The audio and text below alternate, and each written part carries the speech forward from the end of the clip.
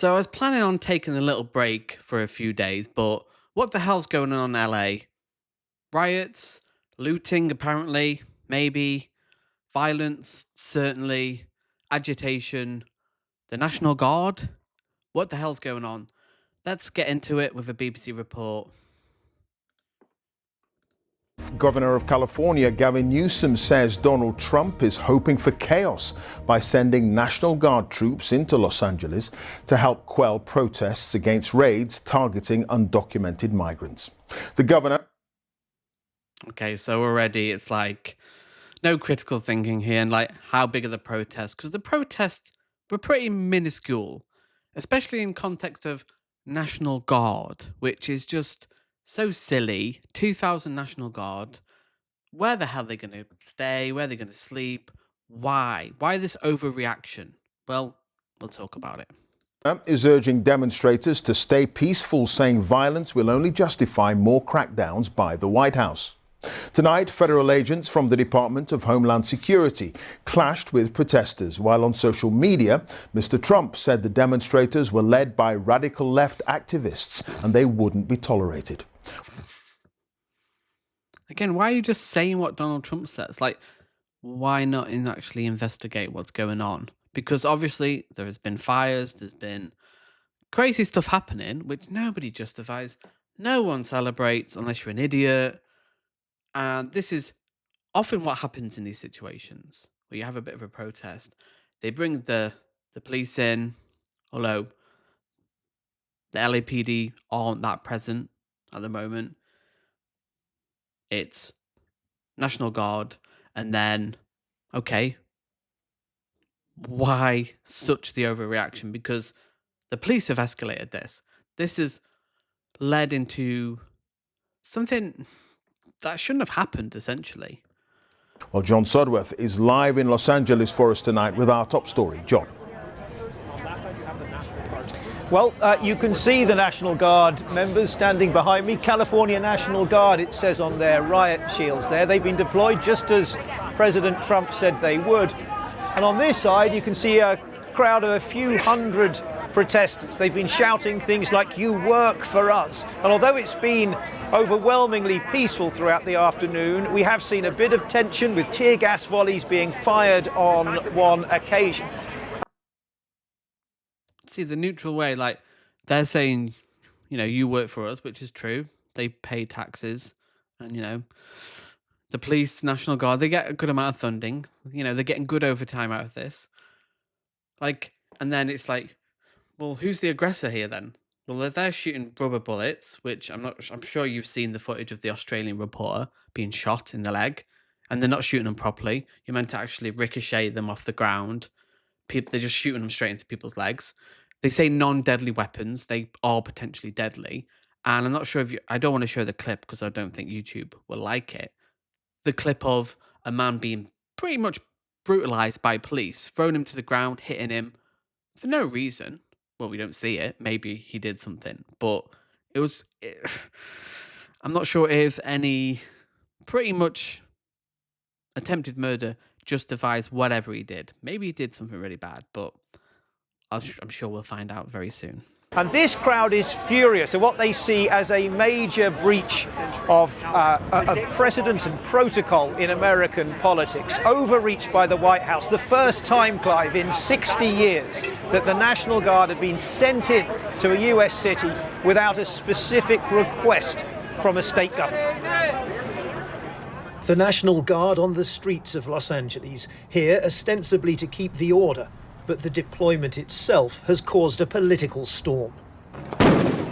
2 days of protests have seen sometimes violent clashes between locals angry about immigration raids in the city and law enforcement using tear gas and rubber bullets. There have been a number of arrests. LA's mayor has called the decision to send in the National Guard unnecessary posturing.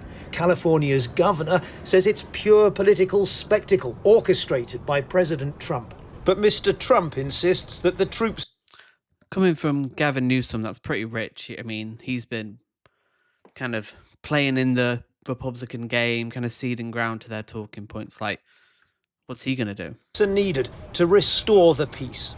Well, we're going to have troops everywhere. We're not going to let this happen to our country. We're not going to let our country be torn apart like it was under Biden. But there was a few protests. Like, there wasn't that many. Like, we're talking about a small amount of people here, and then it's escalated, and somehow it's a bigger thing. By putting the more police in, National Guard, 2,000 National Guard, not just a few hundred, 2,000. Like, why is Trump doing this? Well, essentially, he's trying to get away with what he can early on because his polls are dropping in on every element. Like, the tariffs is unpopular. Doge is pretty unpopular. The fact that cost of living hasn't gone down. And he's trying to get this in because this is such an overreaction. It makes you think that, okay, what happens if there's real shit that hits the fan? Like an actual insurrection. Will he evoke the Insurrection Act? Potentially. What is he going to do when? Because I'm sure, again, he will justify, well, maybe some...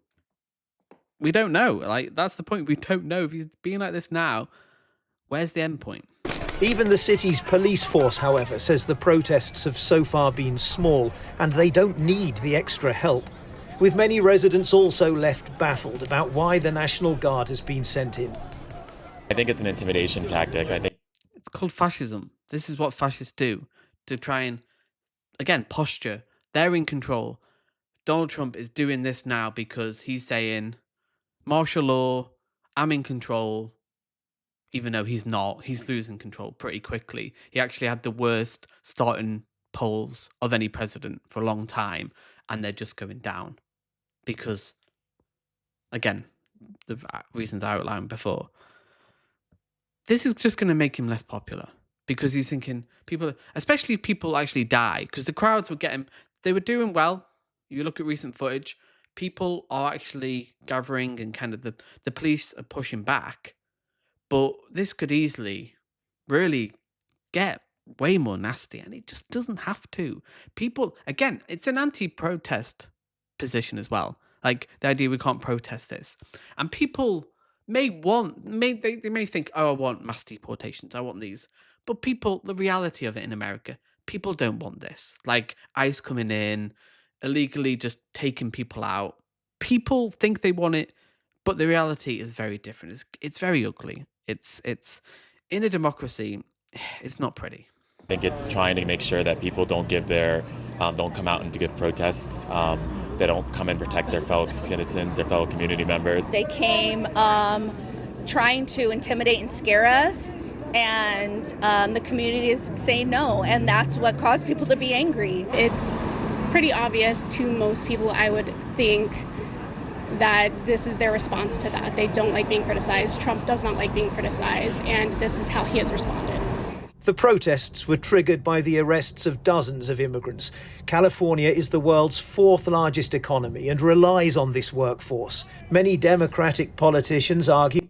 Yeah, they don't talk about that. Republicans don't talk about that, where the value is created in America. Sorry, it's not in rural America. It's in California, it's in New York, it's in Chicago. It's these democratic cities that keep America alive. And they don't like that. But California, again, fourth richest economy. Like, it's so important. The agricultural sector, which is reliant on Mexican workers, service sectors.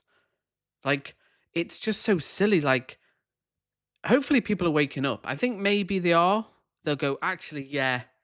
Because fascism always acts like that. It's like, it always works like that. People go, we want this, and then they go, wait a minute, maybe we don't. Maybe we don't. That those working without documents and who pay their taxes should be left alone. At one point, one group of protesters tried to stop a bus carrying some of those detained. But Mr. Trump, basking in a standing ovation at an Ultimate Fighting Championship match in New Jersey, insists he's fulfilling his... Well, at least he's not playing golf for once. He's actually... Oh, no, he's not doing any work. He's just... Okay. ...mandate to crack down on illegal migration, and that no one can be allowed to stand in the way. John, things look relatively... I mean, are they hinting at fascism there? Like, Obviously, it's BBC. They're not going to really have a critical lens on this. I mean, they're doing okay. There's way worse people out there who are just like, the police can do no wrong usually in these kind of situations. And it's always the people. It's like, okay, well, who's escalating this? Who's inflaming this situation? Peaceful where you are, though tensions could, of course, shift. And how much of this situation is actually... Yeah, but why would they? Is it the people with the rubber bullets? Is it people with tear gas? the result of a dreadful relationship between President Trump and the governor of California?